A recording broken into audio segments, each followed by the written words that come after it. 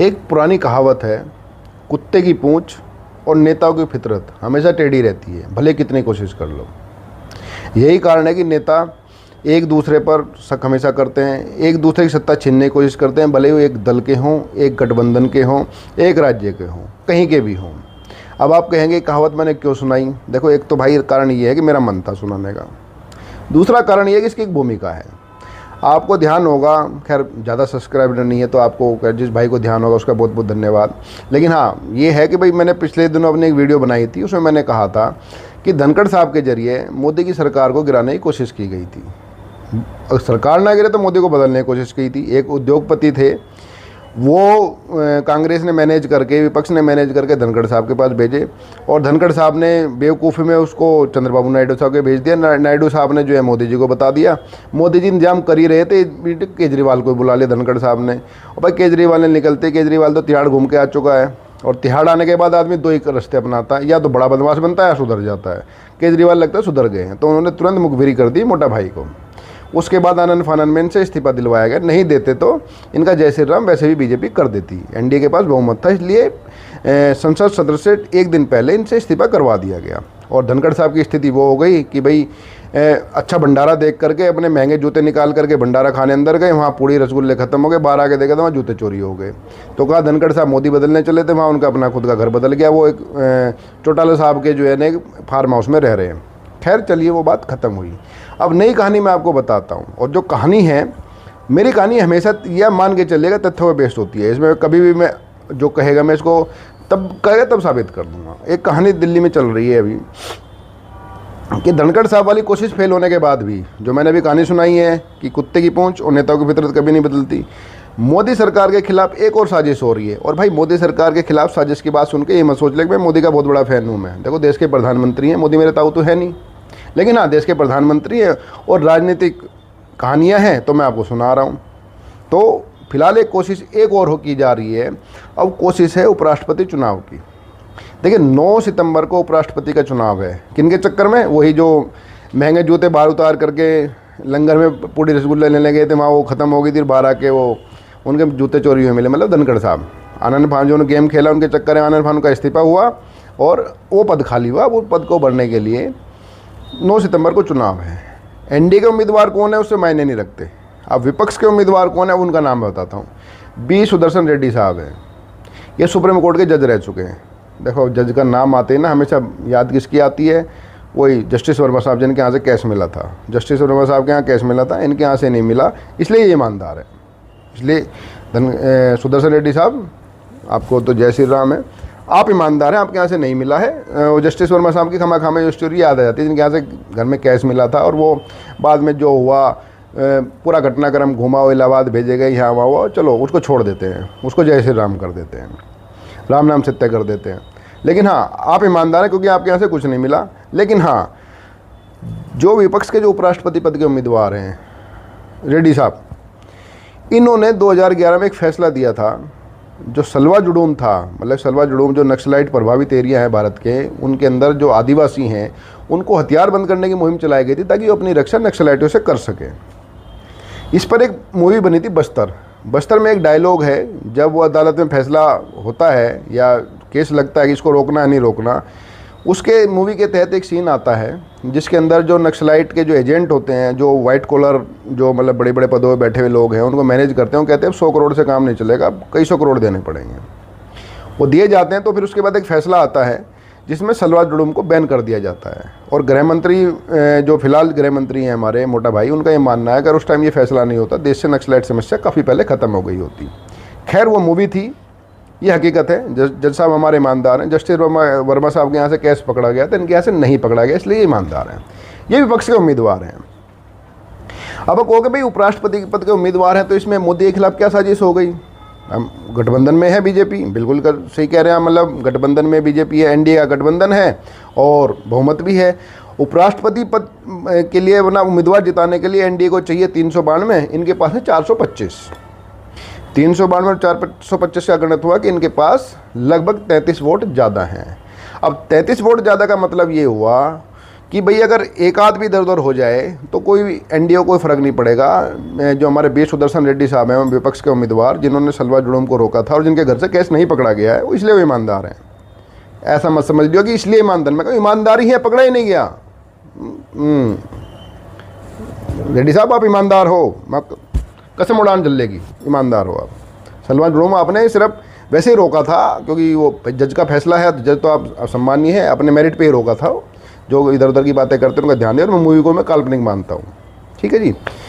तो अब आप कहेंगे भाई जब एनडीए के पास 33 सांसद एक्स्ट्रा हैं जितने उपराष्ट्रपति पद का चुनाव जीतने के लिए चाहिए, तो फिर भाई उसके खिलाफ साजिश कैसे हो सकती है? देखिए बात तो सोच आपकी सही है, लेकिन आपने जो मैंने पहली बार कहावत सुनाई थी, कुत्ते की पूंछ और नेता की फितरत। अब खेल क्या है, 33 तो एनडीए के पास ज़्यादा है, लेकिन नीतीश कुमार और हमारे चंद्रबाबू नायडू को मिला करके 34 सांसद बैठते हैं। अब विपक्ष की रणनीति ये है कि इन 34 में से भले 4 सांसद टूट जाएं, उस दिन या तो गैर हाजिर हो जाएं या विपक्ष में वोट दे दें, किसी भी तरह हो जाए। मतलब ये 34 की गणित को कम करना है, विपक्ष की पूरी ताकत है। और 34 की गणित को कैसे कम करना है, वो काम ये है कि अब उसमें आपको एक पुराना किस्सा सुनाता हूँ। वाजपेयी साहब का किस्सा है, 1999 में उनके खिलाफ एक अविश्वास प्रस्ताव आया था। वाजपेयी साहब ने पूरी फील्डिंग कर ली थी राजनीतिक हिसाब से, बीजेपी की पूरी तैयारी थी और उनको अविश्वास प्रस्ताव जीतना था कि जो एनडीए का उस टाइम भी एनडीए हुआ करता था, उस एनडीए के जो सांसद थे उनके हिसाब से वाजपेयी साहब की सरकार बचनी थी। लेकिन विपक्ष ने ऐसा मैनेजमेंट किया कि एनडीए के एक साथी, इनका नाम है सैफुद्दीन सोज, वो फारूक अब्दुल्ला की पार्टी की थी और फारूक अब्दुल्ला उस टाइम एनडीए के जो है ना गठबंधन के पार्ट थे। और फारूक अब्दुल्ला ने बतौर पार्टी चीफ विप भी जारी किया था। अब विप सुन के मतलब कि ये विप कुछ क्या होता है? विप होता है मतलब कि आमतौर पर विप का मतलब समझो कि सीधा सीधा मालिक का आदेश है। लोकतंत्र है इसलिए हम उनको नेता कहते हैं, बाकी विप का मतलब होता है मालिक ने जो कह दिया वो करना है। विप का मतलब होता है अगर पार्टी अध्यक्ष ने जो विप जारी कर दिया, जो मतलब उनको डेजिग्नेट किया जाता है किसी को, अपने जो उनके सचेतक कहते हैं, इनमें किसी दिन बात कर लें, नाम ऐसे भयानक होते जाएंगे, मज़ा नहीं आएगा फिर इसमें। लेकिन मतलब मान लीजिए विप ये मतलब होता है कि पार्टी सांसदों को जो मालिक होता है, पार्टी अध्यक्ष होता है, वो जिसको वोट देना वो देना होता है, नहीं तो पार्टी जो उनकी वो संसद सदस्यता पे उनके खिलाफ एक्शन लिया जाता है। भाई इकलौता सांसद था सैफुद्दीन सोज, क्या भाई ये क्या कर लेंगे, जैसे क्या करेंगे। तो वही सैफुद्दीन सोज ने विप होने के बावजूद, एनडीए का हिस्सा होने के बावजूद, अपने पार्टी अध्यक्ष का आदेश होने के बावजूद वाजपेयी सरकार के खिलाफ वोट कर दिया और वाजपेयी सरकार कितने वोट से गिर गई? 1 वोट से गिर गई। तो आपको मैंने किस्सा सुना है। लेकिन हाँ, अब बात वो आती है कि भाई वाजपेयी साहब और मोदी साहब में फ़र्क है। वाजपेयी साहब सहनशील व्यक्ति थे और मोदी साहब है ज्वलनशील। वो सहनशीलता और ज्वलनशीलता में फ़र्क होता है।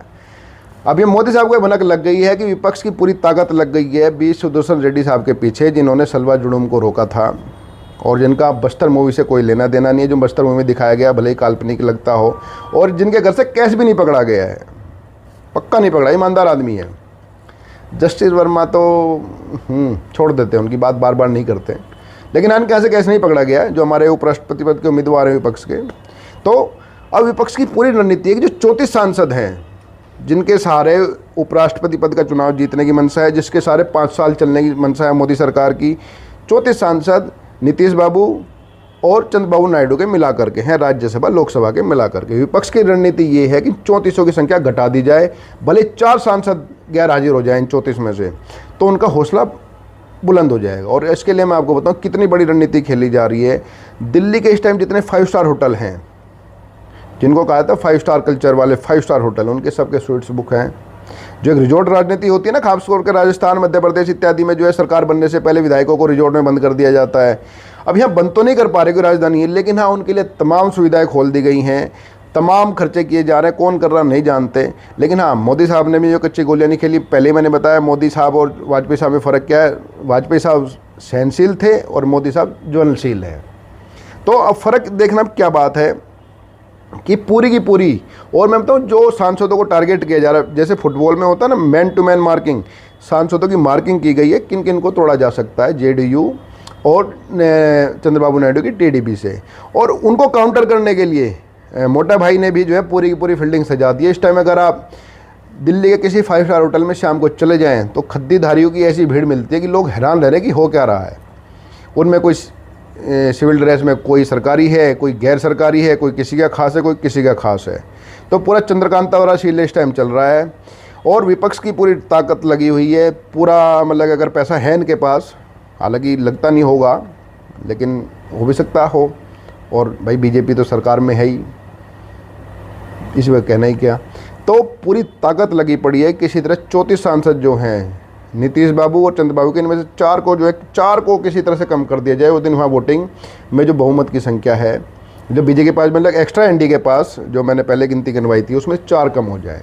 अगर वो 4 कम हो गए तो तय मान के चलिएगा मोदी सरकार अपना कार्यकाल पूरा नहीं करेगी, बिल्कुल नहीं करेगी। और कर भी लिया, अगर 4 नहीं भी गैर जरूर रहे, मतलब कि अगर 4 को नहीं मैनेज कर पाई जो विपक्षी पार्टी, जो जिसके लिए सब तामझाम किया जा रहा है, ये दिल्ली में 5 स्टार होटल की बुकिंग है, तंत्र मंत्र सब चल रहा है, तो अगर ये 4 भी आ जाते हैं तो मान के चलिएगा कहावत वही है कि कुत्ते की पूंछ और नेता की पितर फिर सीधी नहीं होती, फिर कोशिश की जाएगी। लेकिन हाँ, अगर अब ये कोशिश सफल हो गई तो मान के चलिएगा मोदी सरकार 5 साल अपना कार्यकाल पूरा नहीं करेगी। आज तक की जानकारी के लिए आपका सभी का नमस्कार। जय श्री राम।